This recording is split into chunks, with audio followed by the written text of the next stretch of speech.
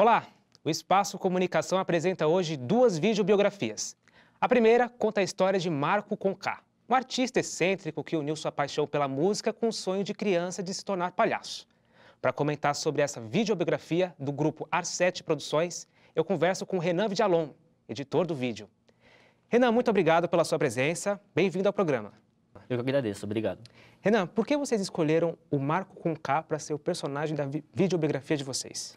Então, na verdade foi o seguinte, a gente tinha três propostas para fazer. A primeira foi o Anselmo Vasconcelos, que eu tinha acabado de fazer um curso com ele, em que eu ajudei sendo câmera, né? E aí a gente tinha um contato dele, só que ele estava no Rio de Janeiro. Aí depois a gente pensou em fazer com o Marcelo Rezende. Por quê? Porque uma das meninas trabalhava na Record e tinha um contato. Só que aí a gente ficou entre o Marcelo Rezende e o Marco Conká. E o Marco, por ser um artista que une música e teatro, a gente achou que era mais interessante para o vídeo. A gente achou que ia conseguir atingir mais o que é, né? O que é o rádio e TV, ou o que é, em geral, trabalhar com arte. Certo. E como vocês encontraram ele? Então, a Lívia, que é a diretora, ela era amiga do Marco há alguns anos já. Ela tinha feito um curso, se eu não me engano, de música com ele. E aí ela tinha esse contato e ela trouxe pra gente. Ela trazendo, a gente começou a conversar com ele, passamos o roteiro que a gente queria fazer e foi bem legal de fazer. E vocês já conheciam o trabalho dele em conjunto com a Secretaria do Estado de São Paulo? Não, cara, eu não tinha conhecimento nenhum mesmo. Não só por causa do estágio, que eu estava fazendo estágio em cinema na época. Sim. Então, isso já acabava com todo o tempo vago. Mas também porque eu nunca tinha parado para pesquisar sobre isso. Mas depois, quando a gente conheceu, assim, a gente ficou até vislumbrado. Caramba, né? Porque a gente não tinha nenhum contato com ele antes. Mas foi bem... Ele é um cara muito rico, né? Domina várias áreas da arte. Né? Isso também contribuiu para a escolha dele como personagem? Olha, contribuiu bastante, porque por ser um artista que une música e teatro, é muito difícil já uma pessoa sobreviver de música. Música e teatro, então, mais difícil ainda. Então, eu particularmente achava que era só músico. Só quando a gente foi fazer um trabalho com ele, gravando ele vestido a caráter para fazer um teatro para criança na Livraria Cultura, que a gente, de fato, mesmo assim, percebeu assim, que ele tinha um grande talento também para atuação. E interagindo com as crianças, né, até só sabendo pegar a atenção da criança, que é muito difícil, crianças pequenas, né, tal. Então, pra gente foi maravilhoso. Nós podemos perceber no vídeo que ele fala com certa emoção da infância dele. Você acha que esse foi um período determinante na escolha do futuro dele? Olha, na videobiografia, como é muito rápido, né, são só 9 minutos, é meio complicado deixar muito claro isso, mas eu acredito que sim, porque a questão, principalmente da avó dele, que se fantasiava de homem para paquerar as outras mulheres na rua. Então, eu acho que ele vendo isso e o sonho dele de ser palhaço desde pequeno, eu acho que contribuiu muito. Eu acho que até, assim, mesmo que ele não fosse músico, eu acho que ele ia tentar seguir por esse caminho. É que a gente segue um caminho e vai descobrindo outros, né? Então, é bem normal isso. Certo. E o que mais te chamou a atenção nessa história? Deixa eu pensar... Olha, por incrível que pareça, foi na entrevista, porque quando a gente foi entrevistar ele falou, vocês vão me entrevistar agora? Sim. Então eu tenho que me preparar. Então a gente ficou uma meia hora, assim, sozinho, né? Ele estava se preparando no quarto, aí a mulher dele pintou, assim, o rosto dele, assim, com uma pintura bem interessante, assim. Bem simples, assim, sabe? E aí ele chegou, assim, a gente até estranhou, o que é isso? O cara se pintou para fazer uma videobiografia. E aí ele começou a falar, assim, já... Um personagem, assim, quase como se fosse um personagem. E do vídeo, o que mais me emocionou foi a parte indígena. Uma coisa que a gente não gravou, mas quando ele passou os vídeos pra gente do trabalho que ele fez com os índios, foi uma coisa que me emocionou muito, assim, porque é uma galera que está completamente, de repente, né, não tenho certeza, fora do aspecto do que é trabalho, do que é arte. E aí chega uma pessoa com tanto conhecimento e procura passar. Então é uma coisa que eu acho bem legal, bem interessante. Entendi. Bom, Renan, obrigado pela sua presença. O Espaço Comunicação está de portas abertas para outros projetos. Tá bom, obrigado. Tá? Agora, vamos assistir a videobiografia Marco Conká, do grupo Ar7 Produções.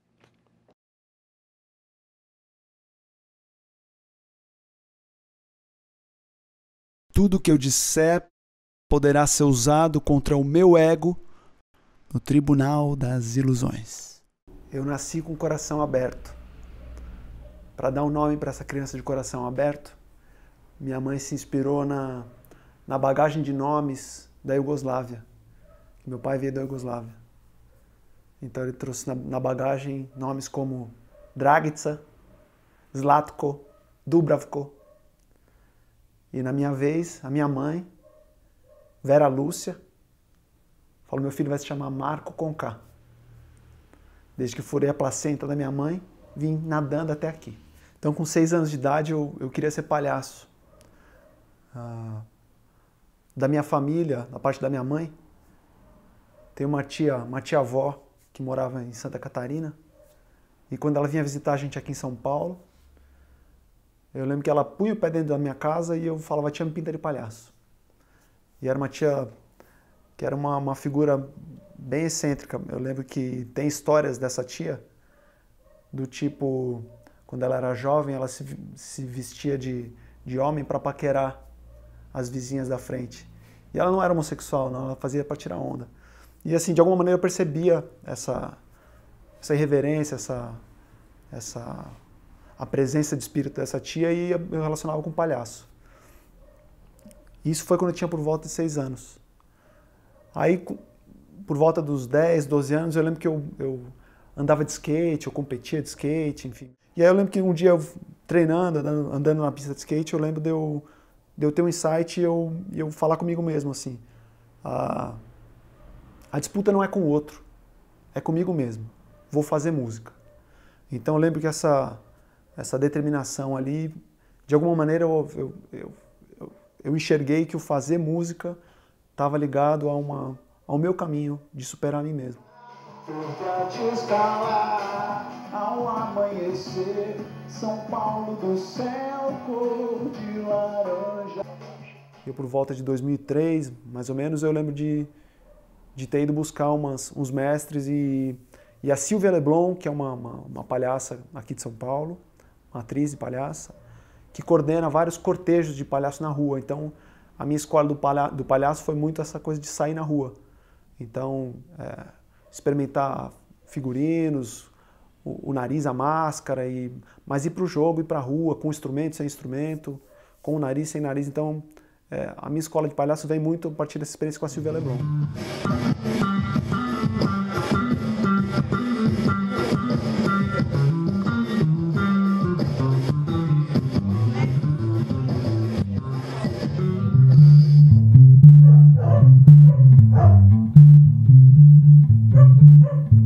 Eu passei um período de 10 anos com uma banda que foi a minha escola, que foi o Grito. Então, foi uma banda com uma formação clássica de rock, que eu tinha bons músicos e bons amigos na banda. Então, nesse período do Grito, eu amadureci um pouco a ideia de fazer canção, que é uma coisa que até hoje eu carrego enquanto um desejo de expressão.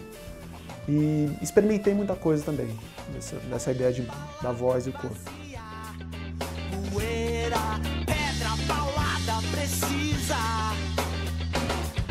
beijo infinito da vida, certeza, morte, ponto de partida. Eu comecei então a criar um repertório de performance muito usando a música enquanto motor para a minha criação. Na companhia dos anjos. Na necessidade de se expressar através da canção, que era a vontade de cantar ainda também era forte. Então, continuei fazendo canções. E aí gravei 3 canções em casa, aprendi a mexer num software de música. Mas se a vida vem descendo desafio, no emaranhar de nós pra desatar. E aí a viagem que eu entrei é como naquelas sacolas de pão, papel pardo, sabe? Servimos o bem para servir sempre, não tem aquele escrito? Então eu entrei nessa viagem aí, e aí eu usei um pão sírio, por uma ideia do Otávio Donassi, que é um parceiro de performance aí. colocar o CD usando o pão sírio como suporte para a capinha do CD. Então eu ponho o CD dentro de um coador de café, e esse coador de café com o CD dentro do pão sírio, e o pão sírio com tudo isso aí dentro do saco plástico. E a ideia é que eu distribuo o meu CD manualmente, assim, mas dentro de um pão. Nesse momento eu tô focado na ideia de usar um repertório de performance e usar essas canções e fazer um mix da música mais formal, da canção, e ações performáticas.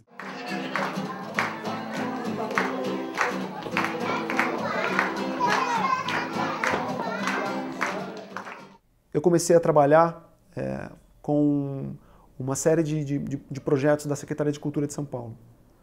Então, desse departamento de cultura, tem 2 projetos, o PIA e o Vocacional. Aqui na plataforma da estação Limeira.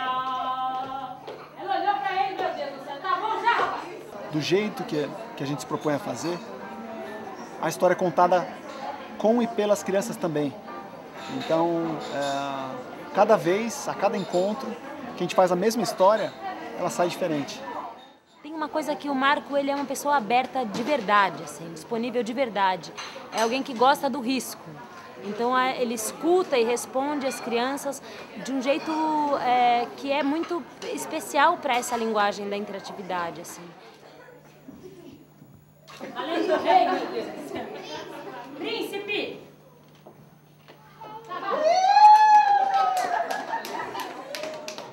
Era uma vez um reino. E aí eu fui convidado dentro do Vocacional para trabalhar num braço do Vocacional, que é o Vocacional Aldeias. Tinha a ideia de buscar uma nova forma de relacionar o índio com o não índio, né? Através da arte não indígena, né? Então seria a tentativa de estabelecer vínculo através de processos de criação. Do momento que a gente nasce até o momento que a gente morre, se a gente imaginar que tem um espaço e que nesse espaço tem uma escada, em que degrau a gente está dessa escada? A gente pode se enrolar o tempo todo se a gente quiser. A gente tem o tempo todo. A gente tem o tempo todo se a gente quiser. A gente pode se enrolar o tempo todo se a gente quiser. A gente tem o tempo todo. A gente tem o tempo todo se a gente quiser. Ideias e crenças, em que ele começa dizendo: as ideias se têm, nas crenças se está. E comigo o que vem se dando é isso mesmo, quer dizer, eu estou na minha fé.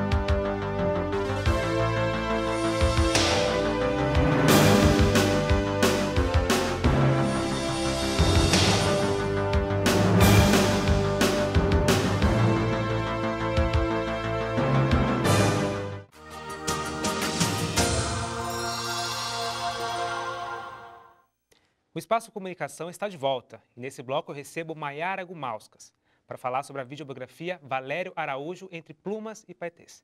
Maiara, obrigado pela sua presença. Imagina, Seja bem-vinda ao programa. Bom, eu vi o vídeo, achei super bacana a videobiografia dele. Agora, para quem está nos assistindo e não conhece, quem é Valério Araújo?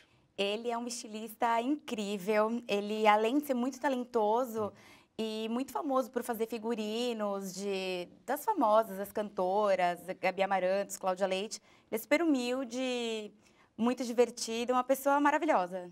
É. E Como vocês chegaram ao Valério? Na verdade, um amigo nosso, um amigo do grupo, o Bruno Mendonça, ele tinha o contato do Valério e a gente conversando com ele, falando que tinha interesse em entrevistar o Valério, já com a pauta pronta, com tudo pronto já.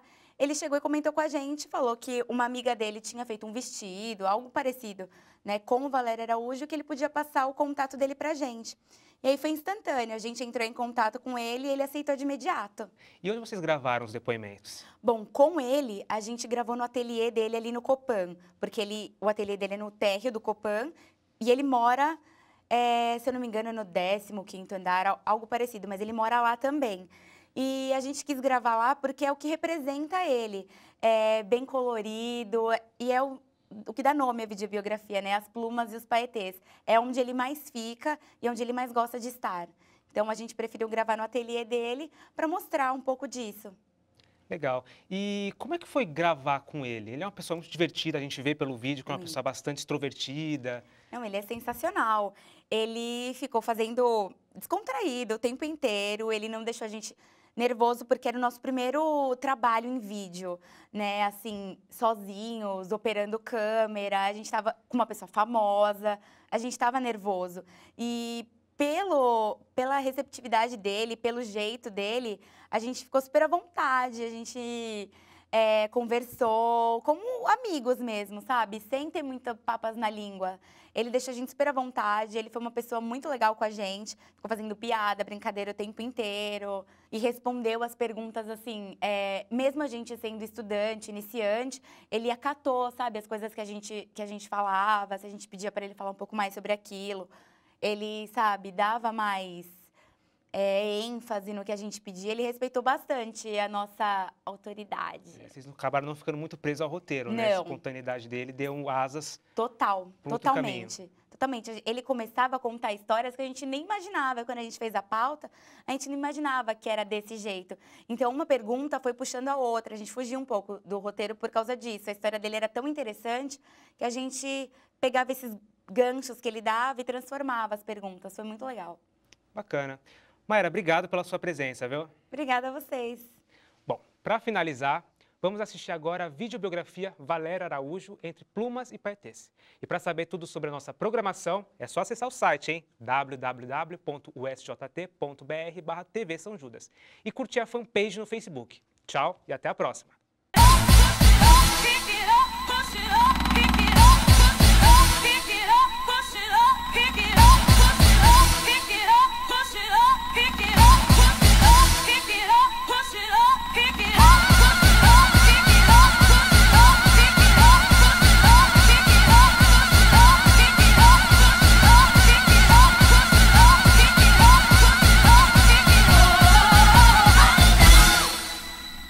Então, quando eu era criança, como todo mundo foi, eu também fui, a louca.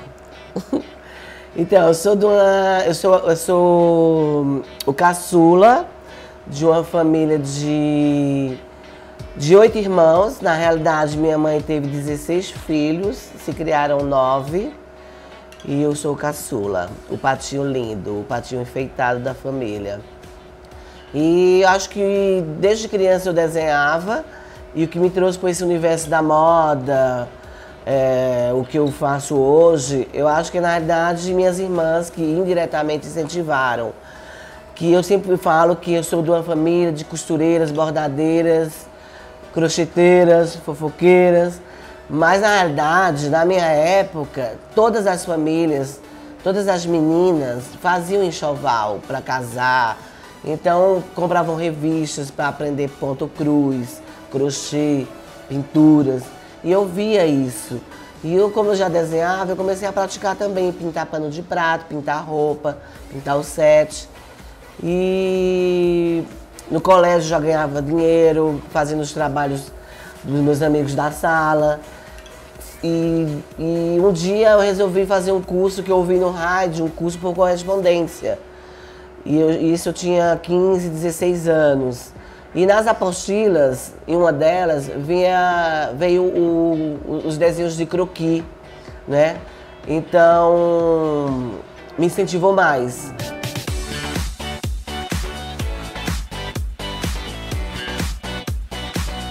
em particular, é muito prazeroso, né? Eu me realizando as pessoas que esperam cada coleção, a minha cliente que espera a novidade, o produto novo.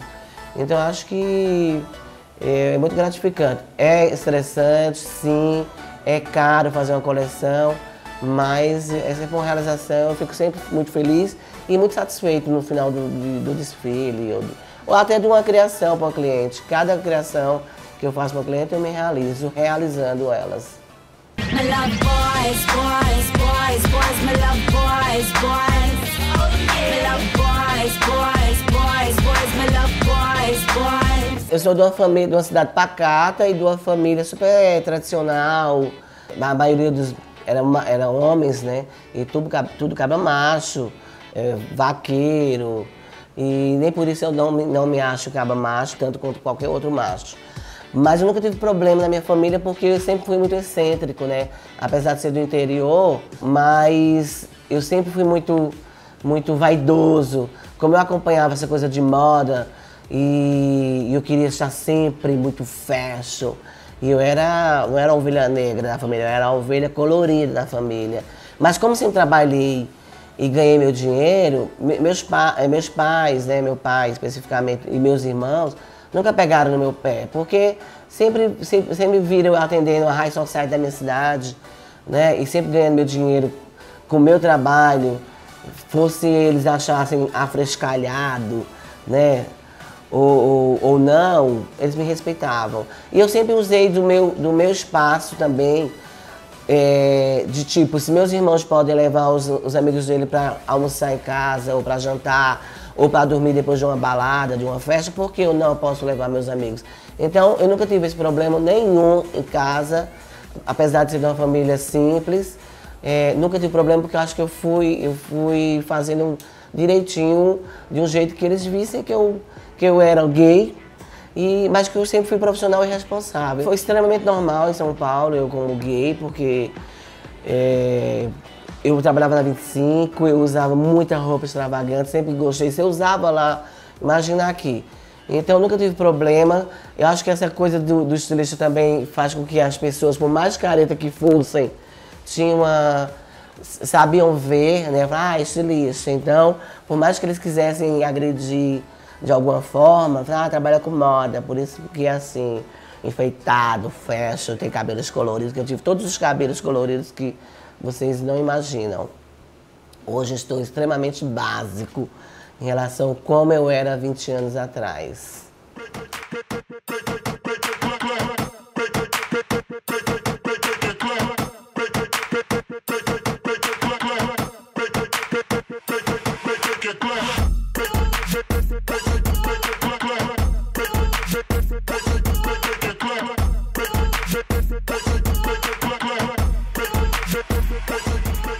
Minha primeira tatuagem eu tinha 13 anos, escondi por um bom tempo dos meus pais. Eu fiz uma âncora de canetinha, né? Porque a única tatuagem que eu conhecia era do Popeye.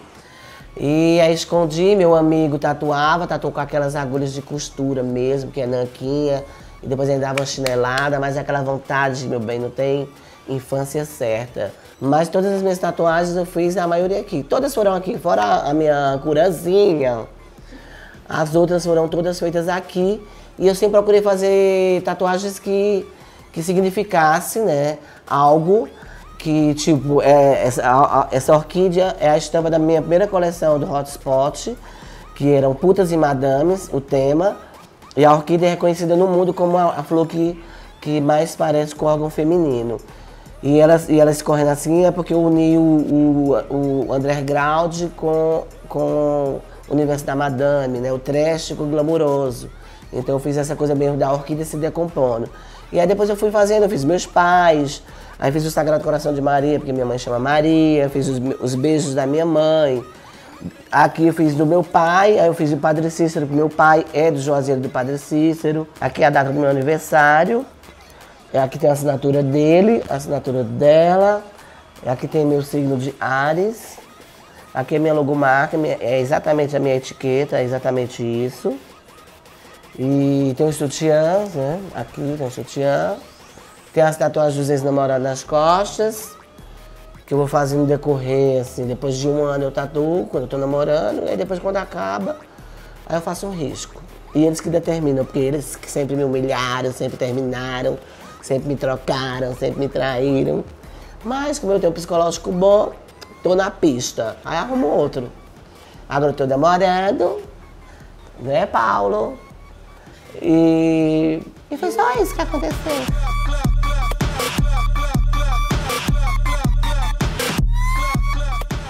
Valério Araújo, a gente começou lá atrás, lá no Nordeste, ele não tem vergonha de dizer, uma pessoa guerreira, veio pra cá, morou no Copan, gente, a gente ia na casa dele, ele tinha uma máquina, fazia modelo pra nós, drag queens, na época de Verônica, era uma sala, gente. Hoje ele tem uma belíssima loja, conseguiu fazer o seu nome em São Paulo, pelo seu talento e também pela sua humildade. Valério Araújo não existe. Quem conhece Valério Araújo não esquece jamais.